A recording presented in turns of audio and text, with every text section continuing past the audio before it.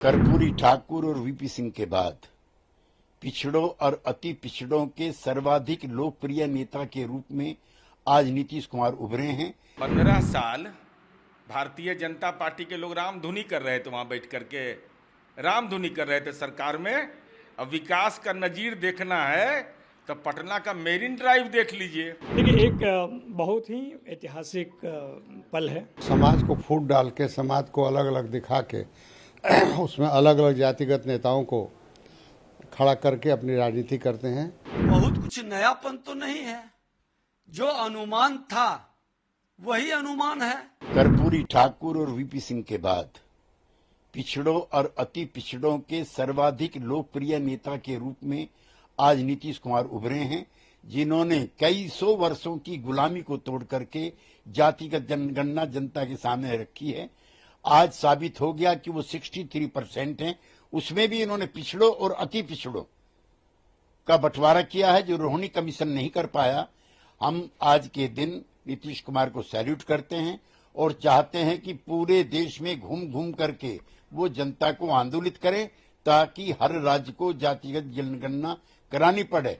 और ये अगले चुनाव के लिए एजेंडा भी तय हो गया है। 15 साल भारतीय जनता पार्टी के लोग रामधुनी कर रहे थे, वहां बैठ करके रामधुनी कर रहे थे सरकार में।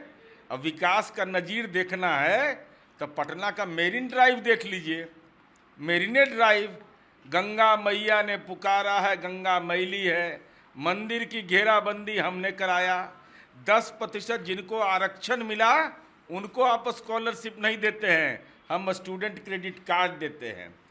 तो हमने तो करके दिखा दिया, लेकिन कृपा करके आप माननीय गिरिराज सिंह जी बता दीजिए कि कितने सनातन धर्म के मंदिरों की घेराबंदी किया, कितने सनातन धर्म मानने वाले नौजवानों को रोजगार दिया, कितने सिखाधारी को आपने समाज में जीवन स्तर उनका बेहतर बनाने के लिए मकान दिया।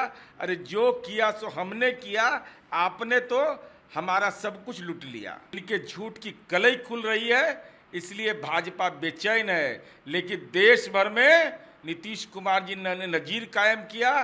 देश में सामाजिक आर्थिक जनगणना कराना होगा और इसके खिलाफ देश में व्यापक गोलबंदी की जाएगी। देखिए, एक बहुत ही ऐतिहासिक पल है, और इसलिए है कि आधी आबादी, लगभग आधी आबादी, 52% मंडल कमीशन को अगर माना जाए तो उस आबादी के विषय में चिंताएं लगभग 6-7 दशक से चल रही थी। वो चाहे प्रथम पिछड़ा आयोग हो या द्वितीय पिछड़ा आयोग हो।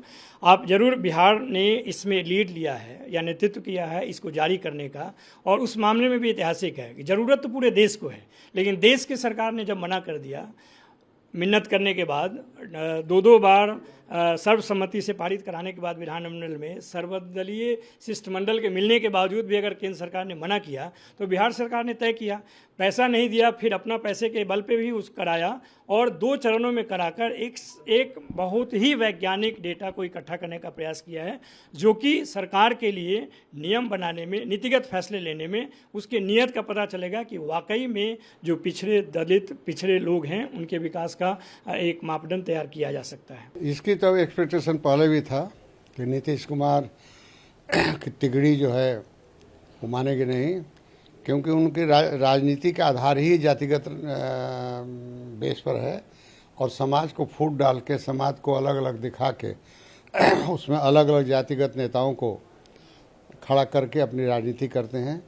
बिहार के विकास पर कभी उन्होंने बात भी नहीं किया, और बिहार के जो दुर्गति है, बिहार देश का सबसे दूसरा प्रदेश होने के बावजूद भी वो आर्थिक दृष्टिकोण से सबसे कमज़ोर है, उस पर वो कभी चर्चा नहीं करते हैं।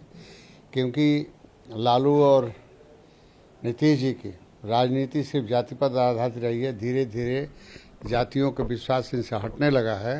इसलिए फिर से वो एक समाज के लोगों को दिग्भ्रमित करने के लिए, बिहार के लोगों को आपस में बांटने के लिए उन्होंने इस तरह की राजनीति की है। भरमाने का खेल खेलती है। आज सिपाही भर्ती में जिस तरह से बच्चों के प्रतिभा को दबा कर करके और पेपर लीक का पूरी कहानी जनता के सामने आनी चाहिए, इसकी उच्च स्तरीय जांच होनी चाहिए। ये मामला को दबाने के लिए क्या क्या स्वरूप लाते हैं, और आज इनका मामला पूरी तरह से करप्शन और भ्रष्टाचार का शिकार ये बड़े भाई छोटे भाई की मानसिकता है। देखिए, जातीय जनगणना का पूरा रिपोर्ट आएगा, अध्ययन के बाद मैं बताऊंगा। बहुत कुछ नयापन तो नहीं है, जो अनुमान था वही अनुमान है। ये जो एक लगा रहे थे कि बड़ी चमत्कार, बड़ा बदलाव, अरे सबको जानकारी है जो आप बता रहे हैं वो लगभग डाटा आंकड़ा तो सबको पता है। हाँ, कुछ जब आएगा अति पिछड़ा का या पिछड़ा का डिटेल एरिया वाइज, तब पता चलेगा कि गणना का सच्चाई क्या है।